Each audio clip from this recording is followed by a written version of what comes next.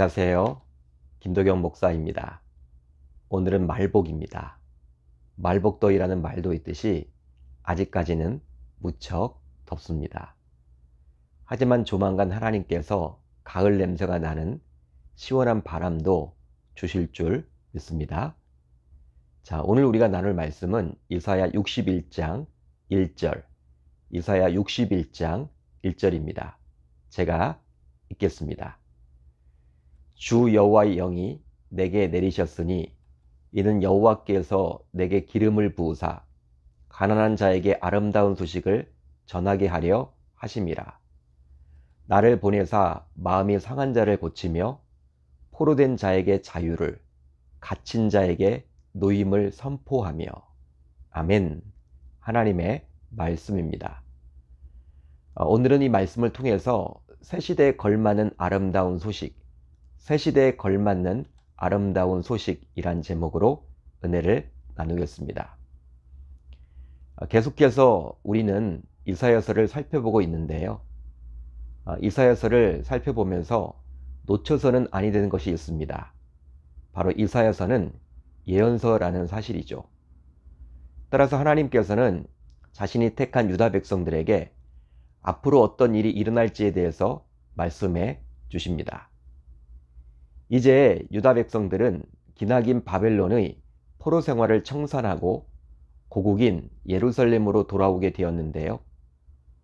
그러기에 어떤 의미에서 보게 되면 새롭게 출발해야만 하는, 즉 새 시대를 맞이하게 되었다라고 볼 수도 있습니다. 즉 모든 것을 새롭게 시작해야만 했죠. 따라서 오늘 말씀을 보게 되면 이런 새로운 시대에 걸맞는 복된 소식, 즉 아름다운 소식을 하나님께서는 이사야 선지자를 통해서 당시 백성들에게 알려주셨습니다.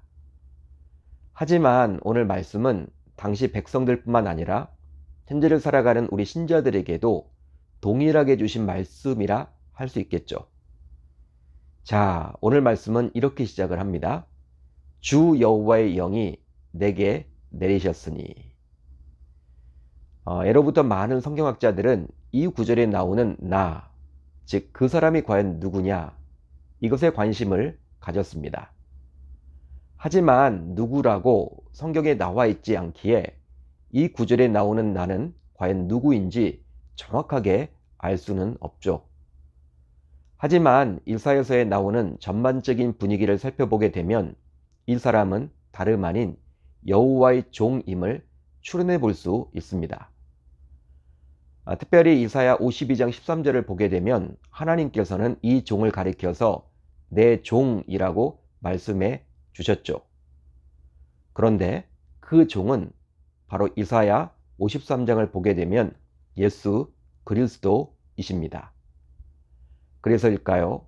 바울은 빌립보서 2장 7절에서 다음과 같이 말씀해 주셨죠.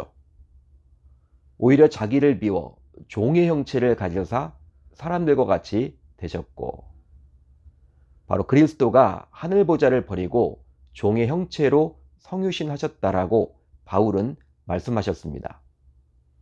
그러기에 이것과 연관해서 살펴보게 되면 오늘 말씀을 선포하는 나는 여호와의 종으로서 결국 그리스도임을 알 수 있는 것이죠.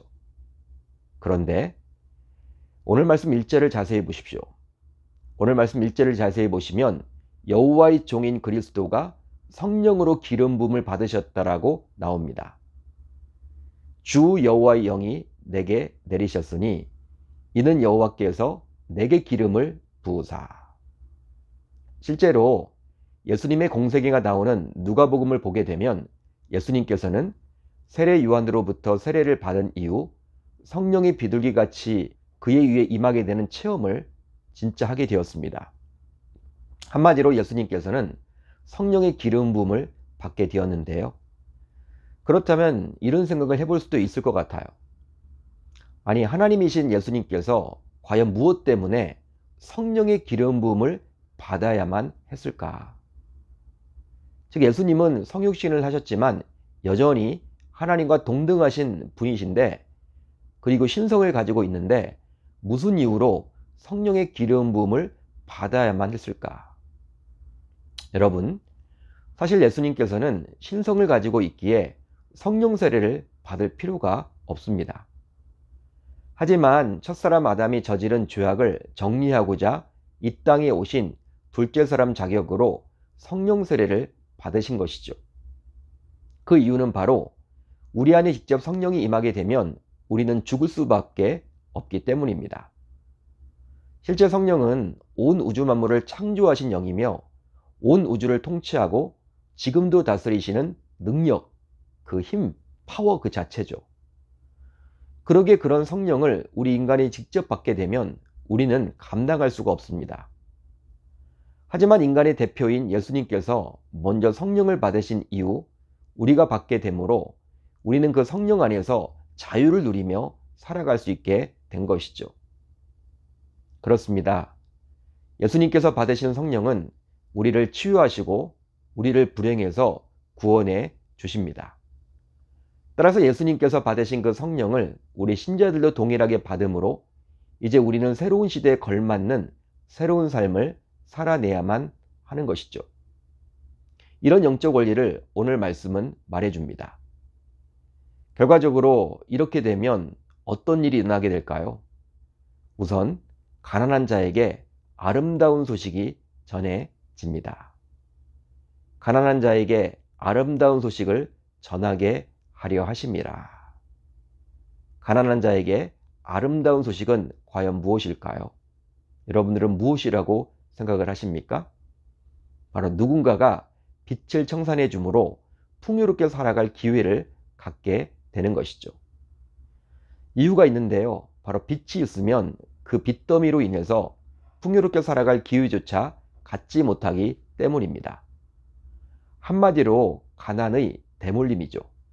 그런데요, 하나님의 종인 그리스도가 이 땅에 오심으로 새로운 시대에 걸맞게 가난한 자들의 빛을 모두 대신 갚아주셔서 이제는 풍요롭게 살아갈 꿈을 꿀 수 있도록 해주셨습니다. 실제로 조선 땅에 복음이 들어온 이후 진짜 있었던 이야기인데요. 종의 신분으로 가난하게 살아야만 했기에 언제나 얼굴이 어두웠던 자가 있었습니다. 종의 신분이니까 행복이 없죠. 행복할 수가 없겠죠. 그러니 당연히 얼굴이 어두웠겠죠. 그런데 그런 자가 복음을 듣고 그 복음을 받아들였어요. 그랬더니 완전히 180도가 달라져서 얼굴에 기쁨이 가득한 상태로 자신의 일을 성실하게 감당했다고 합니다. 비록 환경은 변함없이 가난하게 살아야만 했지만 복음인 그리스도 덕분에 이제 풍요롭게 살아갈 꿈을 갖게 되었기 때문이죠. 다음으로 마음이 상한 자를 고치십니다. 나를 보내사 마음이 상한 자를 고치며. 마음이 상한다, 마음이 상한다. 이것은 그야말로 마음이 병들어서 기뻐하지 못하고 불안과 절망과 두려움 속에서 하루하루 힘겹게 살아가는 것을 뜻합니다.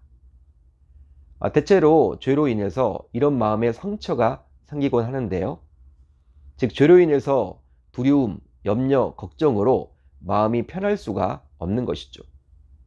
하지만 마음의 상처는 눈에 보이는 상처가 아니다 보니 줄곧 무시하곤 합니다. 그렇지만 마음의 병은 결국 행동으로 나타나기에 이 마음의 병을 치유하지 못하게 되면 결과적으로 비참한 생을 살아갈 수밖에 없겠죠. 하지만 이 마음의 병을 치유하기는 참 쉽지 않습니다. 그렇지만 그리스도가 오셔서 성령이 임하게 되자 이제 신자들은 죄에서 자유하게 되므로 더 이상 불안이 아니라 평안 속에서 살아갈 수 있게 되었죠. 마지막으로 포로된 자에게 자유를, 갇힌 자에게 노임을 선포하십니다. 포로된 자에게 자유를, 갇힌 자에게 노임을 선포하며. 포로된 자는 바로 노예를 말하고 갇힌 자는 바로 죄수를 말하는데요. 그런데 이들 모두 자유와는 거리가 먼, 즉 갇힌 삶을 살아야만 하죠. 실제 우리는 자유롭게 말을 하고 행동을 하고 먹고 마시며 살아갑니다. 하지만 노예 혹은 죄수는 그런 자유 없이 갇힌 삶을 매일매일 반복해서 살아가야만 하죠. 그러기 얼마나 불행하겠습니까? 하지만 그리스도가 오심으로 노예와 죄수와 같은 삶을 청산하사 우리로 하여금 자유롭게 살도록 해주셨습니다. 따라서 복음이 들어가는 곳마다 어떤 묶임 대신에 자유함이 있는 것이죠. 그래서일까요? 예수님께서는 이런 유명한 말씀을 남기셨습니다. 진리를 알지니 진리가 너희를 자유롭게 하리라. 할렐루야. 할렐루야. 사랑하는 성도 여러분, 이처럼 우리도 예수 그리스도를 인격적으로 만나게 되므로 새로운 시대를 살아가게 됩니다. 마치 포로 생활을 청산하고 예루살렘에 돌아왔던 유대 백성들처럼 말이죠. 이런 새로운 시대에 필요한 것은 바로 그리스도가 이 땅에 오시는 것이요. 다음으로 그리스도가 성령 세례를 받음으로 우리도 그 성령 세례를 받고 살아가는 것입니다. 그렇게 될 때 성령의 능력으로 우리는 이 세상에서 더 이상 가난한 자가 아니라 부유한 자로, 마음에 상함이 없는 평안한 상태로, 갇힌 자가 아니라 자유를 누리며 살아가게 되는 것이죠. 이제 그렇게 살아가겠노라고 다짐하고 결단하는 저와 여러분들이 다 되셨으면 좋겠습니다. 자, 이제 우리 공동체가 함께 나눌 기도 제목인데요. 두 가지입니다. 우선 오늘 말씀을 붙들고 새로운 시대에 걸맞게 살아가게 하소서. 다음으로 하루에 1시간 이상씩 기도하는 기도의 용사 300명이 우리 공동체 내에서 생겨나게 하소서. 오늘 하루도 말씀을 붙잡고 기도하는 가운데 주님의 세밀한 음성을 듣는 저와 여러분들이 모두 다 되셨으면 좋겠습니다.